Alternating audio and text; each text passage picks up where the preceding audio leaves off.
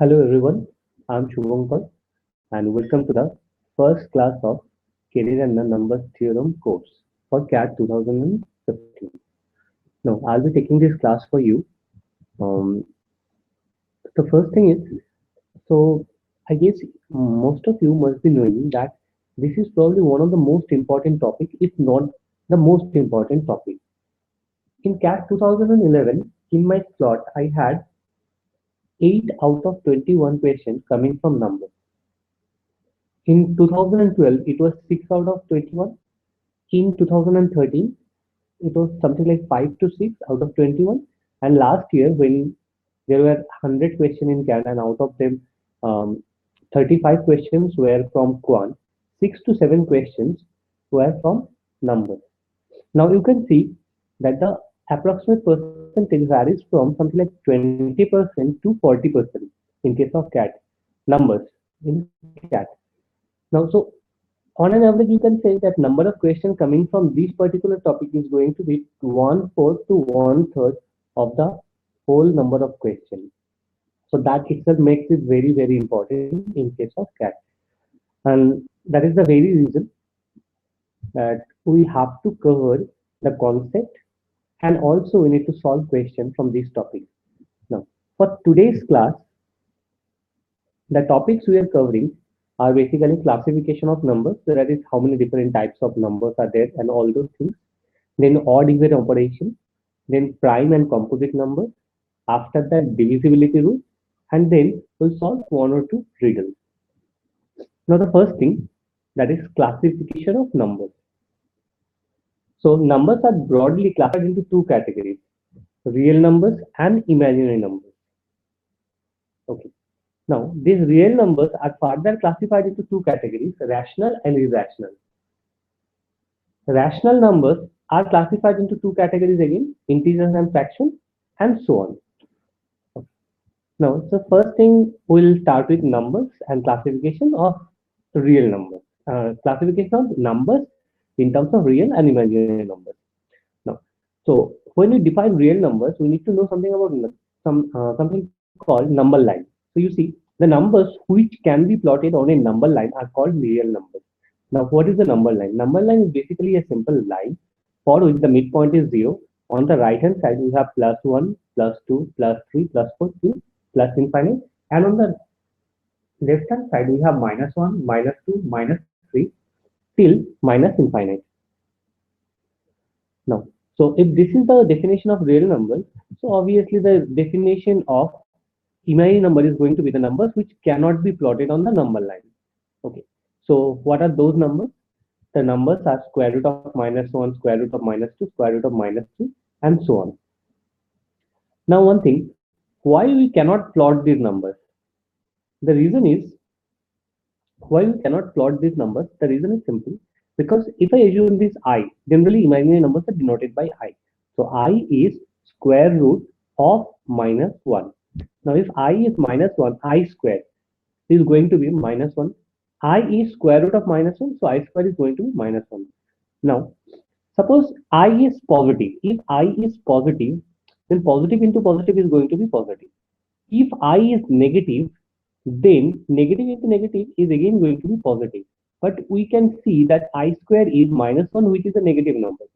Since I square is negative, we can say I is neither negative nor positive. Now, let us get back to this number line. In case of number line, the numbers after 0 on the right hand side are positive numbers. Before 0, all the numbers are negative numbers. And we know I is neither positive nor negative. Since I is neither positive nor negative, so we can say I is not going to be on this line. So I cannot plot I on this line. Okay, so we are done with the classification, first part of the classification of numbers, that is real and imaginary. So next is we'll leave the imaginary numbers, that is not important in case of CAT. So we'll move on with real numbers. Now the real numbers are classified into two categories, two further categories. They are rational numbers and irrational numbers. Now which numbers are rational numbers?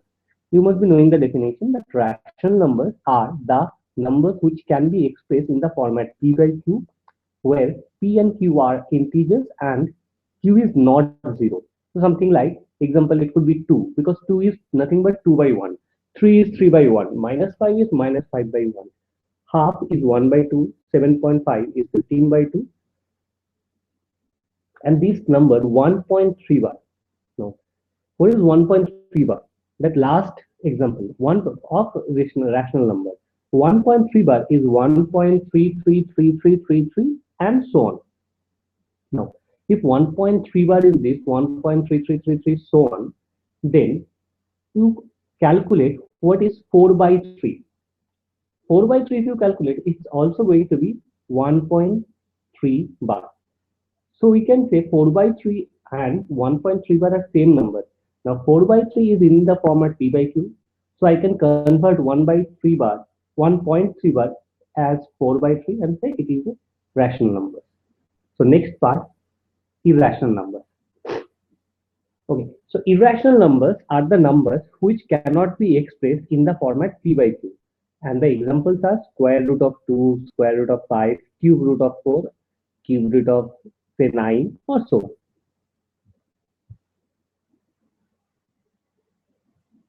Okay, so the next part, classification of rational numbers. Now, it's simply integers and fraction. When it is integers, if q is 1, then integers. If q is not 1, then it is fraction. So examples, some examples are given here. Now, few minutes back, I said 1.3, that is a rational number. Now, if it is a rational number, it can be expressed in the format p by q, and we know it is 4 by 3. But what about other numbers? Say for this example, this one, 1.7283, like 1.7283838383 and so on. How to convert this number into p by q format? So there comes the first example. The first example is, what is the fractional equivalent of decimal number 1.7283 bar? That is 1.72838383 and so on. Okay. Now this is what we need to follow. Okay, so you read this and then try to solve this. Take 1 minute and try to solve this question.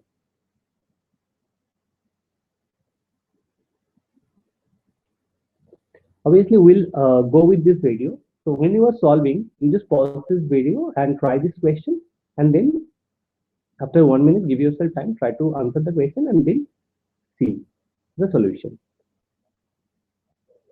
Okay. The rule says that since we are writing it in the format p by q, so we can say there would be one numerator p and one denominator q. Now, how to get the numerator? It's simple. For numerator, write the whole number, that is 1.7283. We should write, for that number, we should write 17283 minus the number without the bar.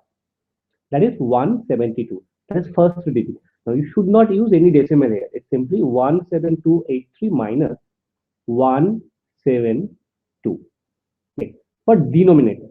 Now, remember, for denominator, there will be few nines, there will be few zeros. Now, it could be no zeros as well, possible, but there will be some nines and some zeros. Now, the number of nines will depend on how many digits are there under the bar. For this number, there are 2 digits, 8 and 3 under the bar. And number of zeros will depend how many digits are there without the bar, number of digits without the bar, but then after decimal. So after decimal without bar. After decimal without bar, there are 2 digits, 7 and 2. Okay. So here is the solution for this particular question. 1.7283 bar the number was. So 17283 minus 172, that is going to be 17111. Now, how many zeros? 2 zeros, because 2, 7 and 2 are the number digits after decimal without bar. Now, how many nines? 2 nines, because 8 and 3 are there under the bar. So it's 17111 divided by 9900.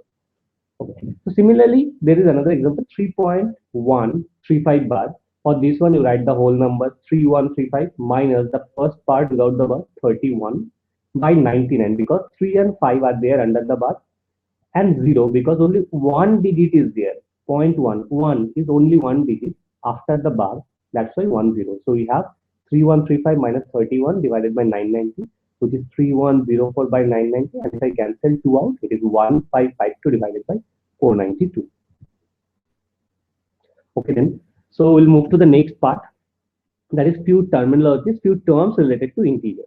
Now the terms are positive integers. Now you know which numbers are positive integers. Positive integers are plus 1, plus 2, plus 3 till plus infinite. Next one is negative integers. Simply negative integers are minus 1, minus 2 till minus infinite. Non-negative integers. Non-negative integers are the numbers. From this name term, we can get non-negative means negative should not be there. So if negative is not possible, we can say zero is possible because zero is neither negative nor positive. So again, I'm telling you this part. Non-negative means negative should not be there, which means positive can be there or neutral can be there. Now neutral means zero. So non-negative will mean zero or positive. So 0, 1, 2, 3, 4.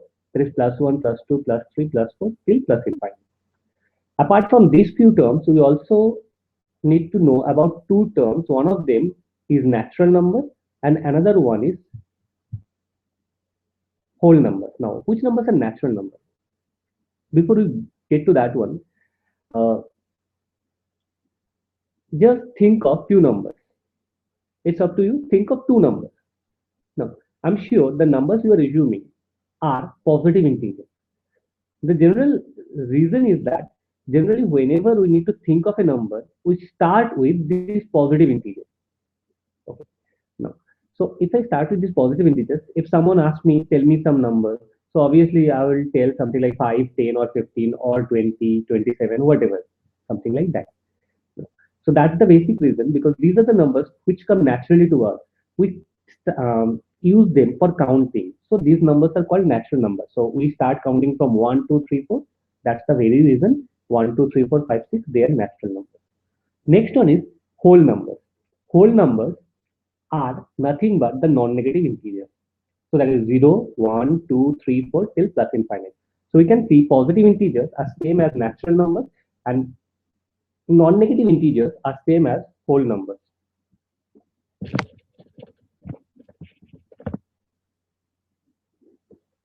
Okay, so next part. Now important part for classification of numbers, prime numbers and composite numbers. Now whenever we say prime numbers and composite numbers, it depends on how many factors it has. The general definition we used to follow for prime numbers was the number which is divisible by 1 and itself. But in case of cat, we will change this definition. We'll say the numbers which have exactly two factors are called prime numbers. The reason is, if you take the example of 1, 1 is divisible by 1, 1 is divisible by itself. Still 1 is not a prime number. So though 1 is satisfying that previous definition, still it is not a prime number. So we'll change this one and the numbers which have exactly two factors. So 1 has only one factor, but then 2, 3, 5, 7, these are the prime numbers and they have exactly two factors. One is 1, another one is that very number. Now, composite numbers, it should have more than two factors. So more than two factors means 3, 4, 5, 6, any number of factors will do. So for 4, we have three factors, 1, 2, and 4. For 6, we have four factors, 1, 3, 1, 2, 3, and 6. For 12, we have six factors, 1, 2, 3, 4, 6, and 12.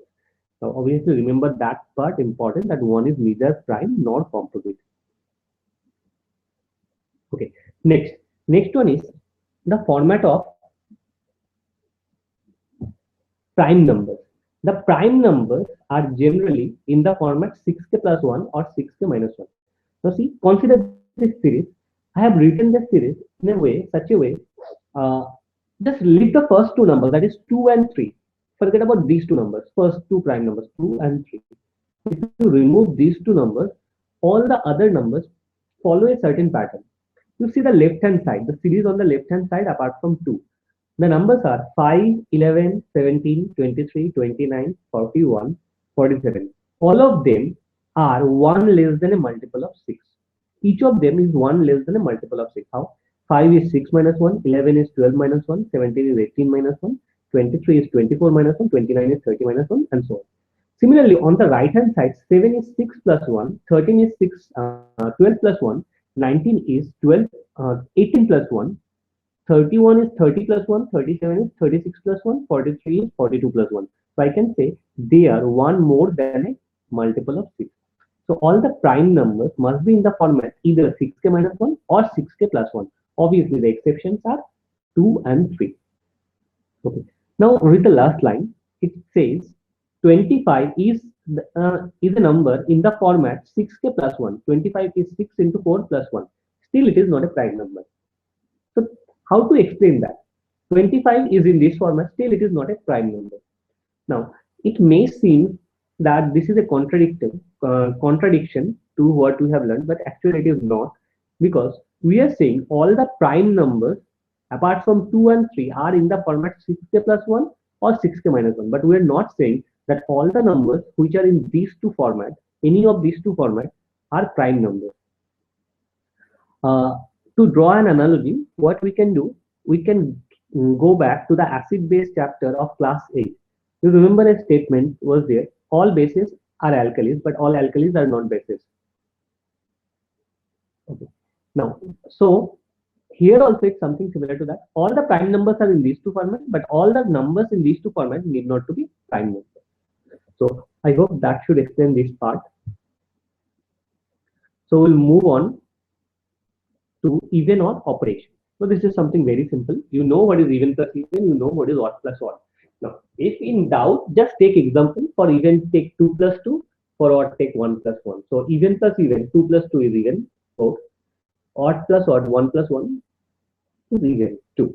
Now, here I have given a series. E is basically denoting the even number. So E plus E plus E, m times. So there are m number of even numbers. O plus O plus O, n times. So there are n number of odd numbers. Now, what is the summation? Now, that summation, if m is even and n is even, the summation is even. If m is odd, n is even, the summation is still even. So we can say only it does depend on only the number of odd numbers. It doesn't depend on the number of even numbers. The reason is that whenever you add even numbers, any number of even numbers you add, it's always going to be even number. But for odd numbers, it keeps on changing. If I have only one odd number, say 1, it is 1. If I have two odd numbers, 1 plus 3, the summation is 4, even. If I have three odd numbers, 1 plus 3 plus 5, the summation is 9, odd. If I have four odd numbers, 1 plus 3 plus 5 plus 9, then the summation is 16, which is again even. So it depends on how many odd numbers I have. If I have even number of odd numbers, the summation is even. If I have odd number of odd numbers, the summation is odd. So that is very vital part, that when you have some set of numbers, the summation, whether it will be even or odd, does not depend on how many even numbers are there. It only depends on how many odd numbers are there. If the number of odd number is odd, then the summation will be odd. If the number of odd number is even, then the summation will be even. Okay. On the similar way, there is another one, even odd operation for product. So this is like odd into odd is odd. 1 into 1 is 1. 1 into 1 into 1 is again 1. So odd into odd into odd into odd into odd, any number of times is going to be odd. Even into even is even. Another even you multiply, it will remain even. Now see, suppose there is a number 1 into 3 into 5 into 7, all the odd numbers. So that product is going to be even, odd. Now, with that, if I multiply it 2, that will become even. Twice of anything is even. So it means only even number can make that product even.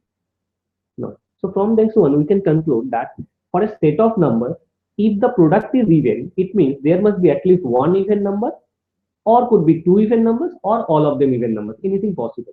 There must be at least one even number. But if product is odd, it means the summation, all the number, each number must be an odd number. Okay. So on this line, we'll have another example. So again, try this question. Take 2 minutes, try to solve this question. Very simple question actually it is. And then move on with this video.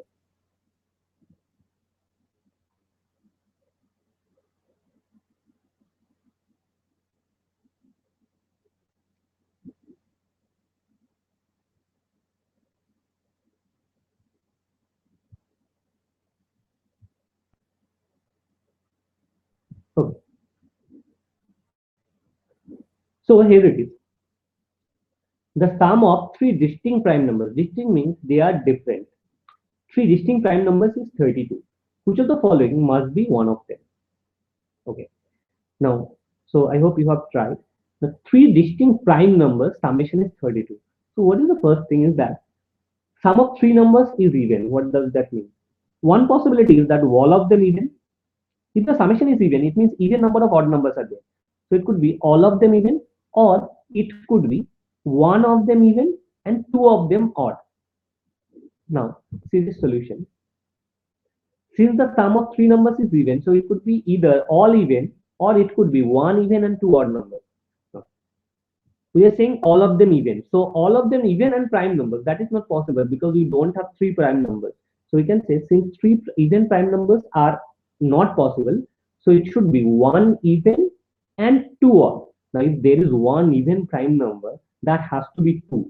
So it means out of all these possibilities, whatever be the possibility to get a summation of 32 by adding three prime numbers, one of them has to be two. Okay, there is another question. Again, this question is bit on the tougher side. So for this one, take 3-4 minutes, then move on with this video. Okay, so pause it, try this question, then move on with this video.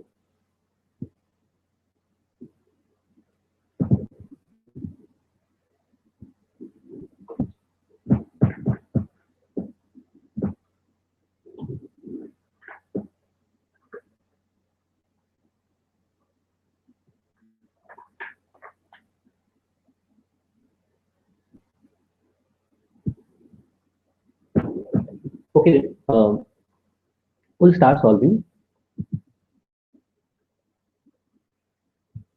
This is the example, this is the question. P is a set of numbers having all the prime numbers from 1 to 50. Now, 1 to 50, like the first chart I gave, in from 1 to 50, there are 15 prime numbers. From 1 to 100, there are 25 prime numbers. So remember this. 1 to 15, there are 1 to 50, there are 15 prime numbers. So 1 to 50, 50, there are 15, 1, 5 prime numbers. 1 to 100, there are 25 prime numbers. 1 to 200, there are 46 prime numbers. Now here is the solution. We are saying three prime numbers. So let us denote them by P1, P2, and P3. So P1 plus P2 equals to P3. Now there are three cases possible. One is odd plus odd. We are adding P1 is odd, P2 is odd. Next one possibility is both of them even, or one odd, one even. So if I take the first possibility, odd plus odd equals to even. So it means that P3 is going to be even. Now if P3 is even, this is a bigger number of course, because we are adding two prime numbers to get a third prime number. Since this number is bigger, so we can say one thing, that we don't have any bigger even prime numbers. We have only one even prime number, that is 2. So we can say since P3 cannot be more than 2, so this case is not possible. And same thing happens when we can take the possibility as even plus even equals to even. So we can say P3 cannot be even. So P3 has to be odd. If P3 is odd, then the possibility is even plus odd equals to odd. Now whenever we have even plus odd equals to odd, so like what we did in the previous question, we can easily say that this even has to be a prime number, so it has to be 2. So I'm rewriting it as 2 plus P2 equals to P3. So P3 minus P2 equals to 2. So it means prime 3, third prime minus second prime must be 2. So it means the difference between two prime numbers should be 2. When the difference between two prime numbers is 2, they are called twin primes. So in this question, basically we need to find out how many pairs of twin primes are there from 1 to 50. Now the answer is 6 because those pairs are 3, 5 or 5 and 7 or 11 and 13 or 17 and 19 or 29 and 31 or 41 and 43.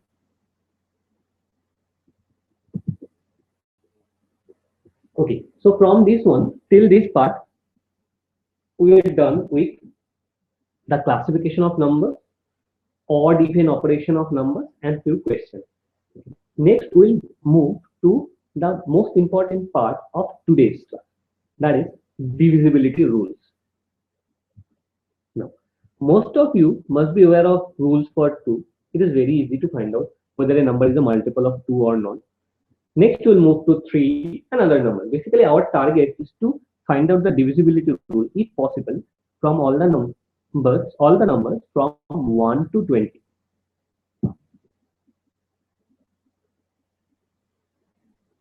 Now, divisibility rules of 2 and its powers. Last n digits of a number should be divisible by 2 to the power n in order to be a multiple of 2 to the power n. Now, what is that? Okay, for that one, it's simple. It's like, let us take one example, say 1, 2, 3, 2. For this one, to find out whether it is divisible by 2 or not, we just need to find out the last digit. Whether this number 1, 2, 3, 2 is divisible by 4 or not, we just need to take the last two digits, that is 32, and divide it by 4. 32 is divisible by 4, so this number is divisible by 4. Next, for 8, 8 is 2 cube. So we are comparing with 2 to the power n. So 2 cube. So 2 cube, that's 3, means we need to take the last 3 digits. So last 3 digit of 1, 2, 3, 2 is 232. This 232 is divisible by 8. That's why 1, 2, 3, 2 is going to be divisible by 8. Next part is divisibility by 16. This 16 is 2 to the power 4. So I need to check the last 4 digits. It has only 4 digits. 1, 2, 3, 4. 1, 2, 3, 4 is not divisible by 8. Okay.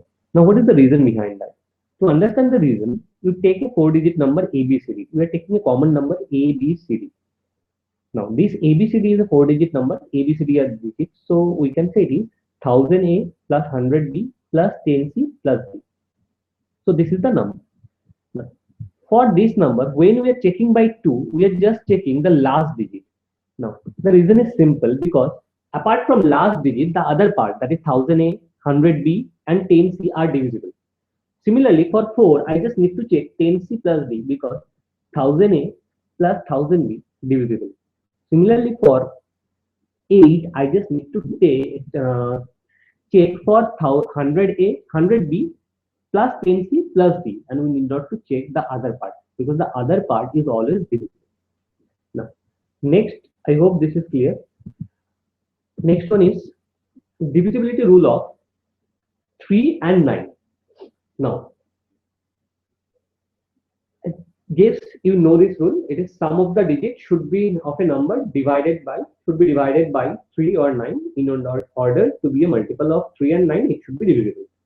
So to understand this one, let us take the example of that same number ABCD. ABCD is 1000A plus 100B 10C plus B. Now what we need to do? We can rewrite the number as this. 1000A can be written as 999A for the first bracket and A here. There's 99B, then B here, 9C, C here and B. You see this whole thing is same as the original number. Now, so when we are trying to find out the divisibility rule of 3, if I divide this, if I need to find out whether this whole thing is divisible by 2 or not, this part is divisible by 2 or not,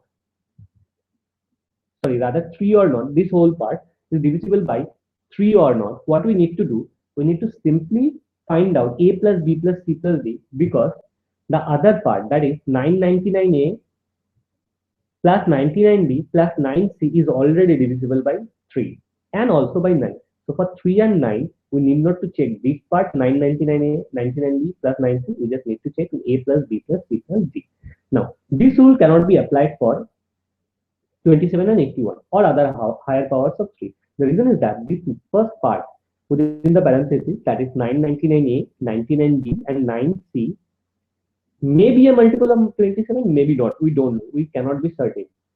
We can certainly say this is a multiple of 3 and 9, but we cannot say it is a multiple of 27. So this rule cannot be extended. But for powers of 2, we can extend that rule. Next part.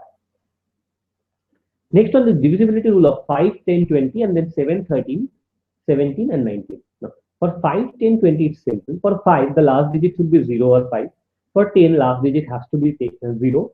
And for 20, last digit should be 0 and the previous digit should be even. So it should be 0, 0 or 2, 0, 4, 0, 6, 0, 8, 0 for 20. And there are few other numbers 7, 13, 11, 17 and 19. There are rules.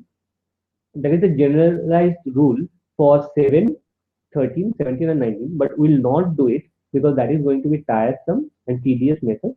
So we will not follow that one. We will do it manually because that's going to be more effective way. Now, how to do it manually quickly? So just take this example. One last line. 1, 2, 3, 1, 3, 6 is a multiple of 13. 1, 2, 3, 1, 3, 6 is a multiple of 13. So when you do that, just take the first three digits, 123. 123 is divided by 13. The remainder is 6 because 117 is a multiple of 13. So 123 is divided by 13, the remainder is 6. Next is 61. 61 is divided by 13, remainder is 9. Next is 93. 93 is divided by 13, remainder is 2. Next is 26. 26 is divided by 13, is divisible by 13. That's why this whole number is divisible.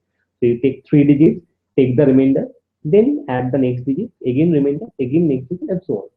So we are doing it manually only. The divisible division method we follow. Now, divisibility rule of 11. This is another important part. Divisibility rule of 11. Now, what is that? The divisibility of rule of 11. For this one, I'm not telling you the rule. I'm rather explaining the rule with a number, with an 8-digit number A, B, C, D, E, F, G, H, where the digits are A, B, C, D, E, F, G, H are the digits of this number. Now, so what we need to do? We need to take the sum of the odd places. Now remember, we need not to take the sum of odd digits. We need to take the sum of odd places. Odd places mean the first place, third place, fifth place, seventh place. Now how to calculate? When I take odd places, always start with from the right hand side. So that is unit place. That is H, F, D, and B. So H, F, D, and B, sum of them, let us assume is to be SO, that is summation of odd places, SO. And then the summation of the digit in the even places, G plus E plus C plus A, that is SE. Now the difference between these two must be 0 or a multiple of 11. Now what is that? To understand, let us take this example of 1, 2, 3, 2. So for 1, 2, 3, 2 is a multiple of 11 because the sum of the even places is 1 plus 3, that is 4. Sum of the odd places is 2 plus 2, 4. And the difference of 4 and 4 is 0. So it is a multiple of 11. Now let us take another example, 7, 8, 1, 2. The sum of the odd places is 8 plus 2, 2 plus 8, that is 10. The sum of the even places is 7 plus 1, that is 8. The difference between 10 and 8 is 2, which is not a multiple of 11. So this number is not a multiple of 11. Okay, and now we are to the last part of the divisibility rule. Okay, so the numbers which are left currently are 6, 12, 15, and 18. Now all of them are composite numbers. Now if I get a composite number, then what to do? Now composite numbers which can be expressed as a product of one or more prime numbers. 6 can be expressed as 2 into 4. 12 can be expressed as 2 into 2 into 3. So for this kind of numbers, what do we need to do? For these kind of numbers, we need to split those numbers and check the divisibility. How? 6 is 2 into 3. So for a number to be divisible by 6, the number should be divisible by 2 as well as 3. Similarly, 12 is 3 into 4, 15 is 3 into 5, 18 is 2 into 9. So see one thing. So we need to check it like this. See one thing here. Example for 12, it is 2 into 6 or 3 into 4. Similarly, 18 is 2 into 9 or 3 into 6. But then we cannot take 2 into 6 or 3 into 6 for 18. We cannot take 2 into 6 for 12 or 3 into 6 for 18. Now, what is the reason? The reason is that when we are taking these numbers, 2, 6, 3, 4, whatever be the numbers, these two numbers must be co-prime to each other. So that's the next para you can read here. Here's the set of numbers 2, 3 for 6, first one, 3, 4, 3, 5, 2, 9 are selected in such a way that they should not have any common factor. Any common factor means their HCF must be 1. Though we are not yet into HCF, but I know that you guys know what is HCF. There must not be anything common. So there is nothing common here. So they are called co-prime numbers. Now, so if I extend this rule for 72, there are many possibilities. 2 into 72 can be expressed as 2 into 36. It can be expressed as 3 into 30, 24, 4 into 18, 6 into 12, or 18 into 9. But then we can only take 18 to 9 because 2 and 36 have 2 common, 3 and 24 have 3 common, 4 and 18 have 2 common, 6 and 12 have 6 common, and 8 and 9 have only 1 common, nothing common. 1 will always be common. So for this one, we need to take 8 and 9, and 8 and 9 are called co-prime numbers. This co-prime thing is going to be very important when you move into the remainder theorem.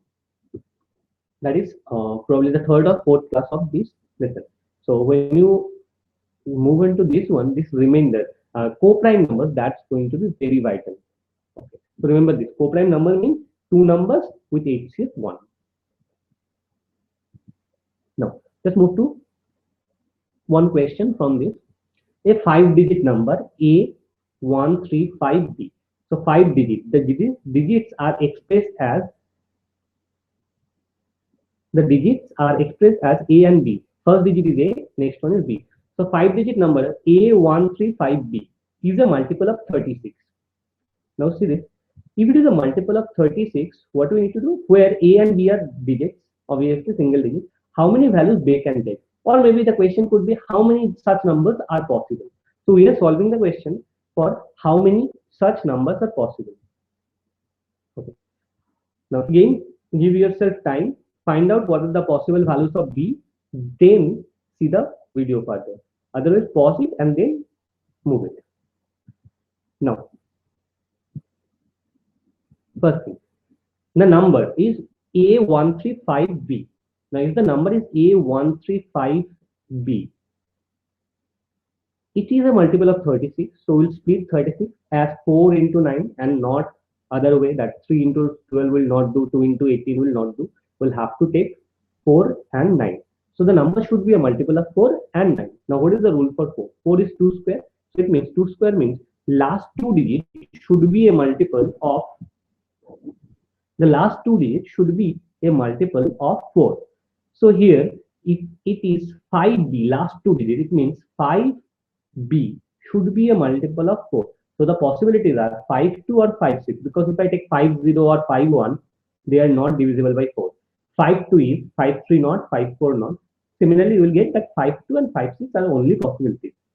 Now, if I write 2 or 6, we have two possibilities now. A1352 or A1356.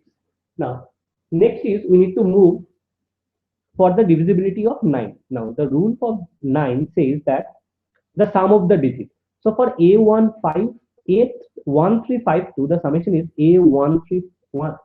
A plus 1 plus 3 plus 5 plus 2 equals to A plus 11. And for the second one, the summation is A plus 15. Now for A plus 11 to be a multiple of 9, A plus 11 is going to be next 9, more than 9, that is 18. If A plus 11 is 18, then A is 7. If A plus 11 is 27, another possibility, then A is 16. That is not possible because A is a single digit. Now, so it means A plus 11, only possibility is that it is 18 because it is a multiple of 9 and A is 7. Similarly, A plus 15, only possibility is 18. A plus 15 equals to 18 and A equals to 3.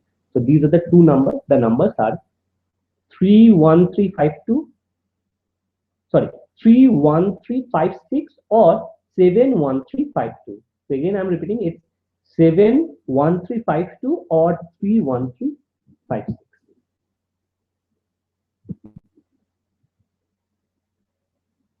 Now, so now after this part,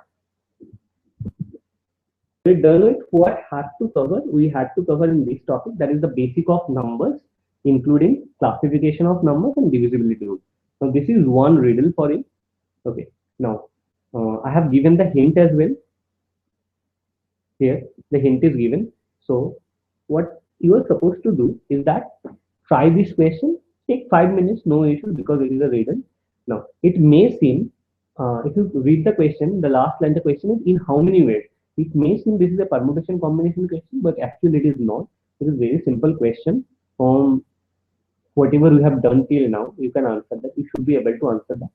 Now, there is a hint given, so I'll explain this problem. You try it for 5 minutes, then we'll move to the solution. That will be end of it. An ant only moves, the question is, an ant only moves towards east or west. It is moving with an increasing velocity such that in the first second it covers 1 centimeter, in the second 2 centimeter, in the third second 3 centimeter, and so on. In how many ways can it be back to the original position after 18 seconds? Okay, now, so question may seem a tougher one, okay, but just hold on. See the hint. For 3 seconds, there are two ways. Now, what is that hint? What does it mean? For 3 seconds, the movement will be for this ant. 3 seconds means first second it will move 1 centimeter, second it will move 2 centimeter, another 2 centimeter. So it's not that 1 centimeter and 2 centimeter.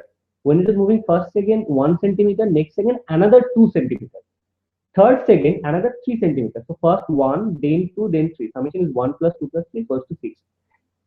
And it needs to be back to the original position. So what does that mean? It means first one would be towards east. So it could be 1 centimeter east, then 2 centimeter east. So summation is 3 centimeters east. Now if the next it is coming towards west, so next 3 centimeter is towards west. So is 1 centimeter, 2 centimeter, and then 3 centimeter in opposite direction, means it is to the original position. Okay, I'm again telling you what I said. So the movement for this particular question, for this particular hint, that is when it is moving for 3 seconds, should be first second towards east, next towards east, and the third towards west. So it's 1 plus 2 towards east and 3 towards west. So ultimately it is to the original position. Or it could be the reverse of it, that is 1 west, second west, and third east. So these are the two possibilities when we have this ant is moving for 3 seconds. But what will be the answer if the ant is moving for 18 seconds? And remember one thing, the condition is that for 1 second, particular second, first second, or for second, it can move only in one direction. So it means first second, it can move only in east or west. Second, the whole second, that split of time, it should move in either east or west, and so on. So try this question, take time, then we'll move to the solution.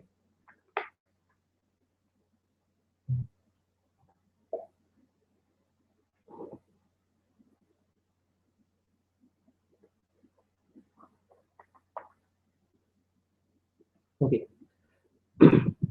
I'm moving to the solution. Now, the solution is answer is simple, 0 ways. Now, why 0 ways? Now, see, first thing is after traveling 18 seconds, what is the total distance covered? The total distance covered is 1 plus 2 plus 3 plus 4 till 18, which is 18 into 19 by 2. Now, I know you are aware of these three formulae. The formulae are this: 1 plus 2 plus 3 plus till n equals to n into n plus 1 by 2. So you need to apply that for the summation here. Or you also need to know what is the summation of squares. That is 1 square, 2 square, 3 square, 4 square till n square. The summation is n into n plus 1 to n plus 1 by 6. And for 1 cube, 2 cube, 3 cube till n cube, it is n into n plus 1 by 2 whole square of that. So first thing you need to know here, n into n plus 1 by 2. So here for 18 seconds, the total movement is 18 into 19 by 2, that is 9 into 19, 171. Now, so it is odd. Now, since it is odd, that's why answer is 0. So why is 0? Because it means when the ant is coming back to the original position, it means it is going east and west for equal distance. Now, what is that? Suppose if I move 5 meters towards east, to get back to the original position, I need to move 5 meters towards west. So total movement is 5 plus 5, 10, or 5 into 2, 10. If I move 10 meters towards west, I need to move 10 meters towards east. So it's 10 into 2 or 20. So it means to come back to the original position, I need to move the same amount of distance, same distance towards east and west. So it's going to be 2 into something, which is an even number. But this particular odd number, it means it can never be back to the original position. Okay, so I think that should explain. Now, one question may come to your mind is that what will be the answer if I get something like even number as the total distance? Now, if I get something like even number, that will be not possible to solve if it is a huge value like this 170 or something like that, because that will have many possibilities and will also will have to use permutation combination. which is definitely humanly not possible, at least for cat. You can obviously do it manually and then calculate and calculate. It will be tedious, not necessary. So the idea for this particular question is not that if the summation is given. The idea is for this particular question is that if that part should strike you that when it is moving east or west, the total distance should be a even number, which it is not. So we are simply doing that basic thing of even odd operation. Okay. So this is the end of class for today. I hope that I was able to explain whatever I had to say. So I'll give you some summary of this class again. So this was the first class. Why number important? Because the number of questions coming from numbers, the number of questions coming from this particular topic is approximately 1/4 to 1/3 of the whole total number of questions for quant. So it is very, very important. Okay. We covered this thing, classification of numbers. So real numbers, imaginary numbers, rational, irrational, and then so on to prime, composite, odd, even, all those things. Divisibility rule, definitely go through this one. Okay, that divisibility rules, go through this part. You will get class notes where I have covered all these things. So the details things given. I don't think if you follow that one, anything else is needed. At least obviously you need to solve question, that is different. You will get assignment. Okay, and if you solve more question, it is only beneficial to you. But the concept wise, whatever we have given for the will be giving for the first class note, um, that is something like 3000 words. So that will explain this whole thing. All the examples are also given there. So go through that one, then solve as many questions as follow. You will get enough material online. We'll also providing you with assignment. But before that, you solve as many questions as possible related to that. You will even get CAT question from this one if you search. So, um, so what we will do in the next class, before I end this class, I'll suggest you to go through factorization of numbers. So how to factorize numbers, how to calculate LCM, HCF of that from that, because we'll be covering that part in the next class. So give some time, some 2 hours, 3 hours into those topics. Factorization, LCM, HCF, how to calculate how many factors are there, sum of factors, not needed, just calculate these things. How many factors are there, how to calculate. And also, in case of numbers, when you are reading something, when you are say remembering some formula or anything, always try to, this is something you should definitely do, always try to find out what is the logic behind it. That's why I had given the logic behind the divisibility rule of 2 and its powers, and for 3 and 9 the rule has given. I haven't given you the logic behind 11, but that is explained, that logic for 11 is explained in that class note. So you yourself give yourself some time. The idea is start with that number a b c d, which is 1000 a, 100 b, 10 c plus d, and then find out what is the rule for 11, how to rearrange those numbers. So by this way you will be able to clear your concept. Now if you can clear your concept, this is one topic can definitely take your percentile very, very high. And it's only about concept. There are few topics like geometry or something. It definitely also depends on little bit of luck, because at that very moment that thing should strike you, which theorem they are trying to apply. You need to apply. But in case of numbers, it's mostly like conceptual clarity and practice. So obviously for conceptual clarity, whenever you see a formula, definitely try to find out why it is so. So that why thing is very important in case of CAT. So we are done. This is the first class, was the first class for course. We'll move to the next class. You know what we'll be covering in the second class. So do read those things and enjoy your week. Watch World Cup if you are interested in cricket. If not, go for movies. Thank you for this. I'm Shivankar. Again, we will see in the next class. Bye.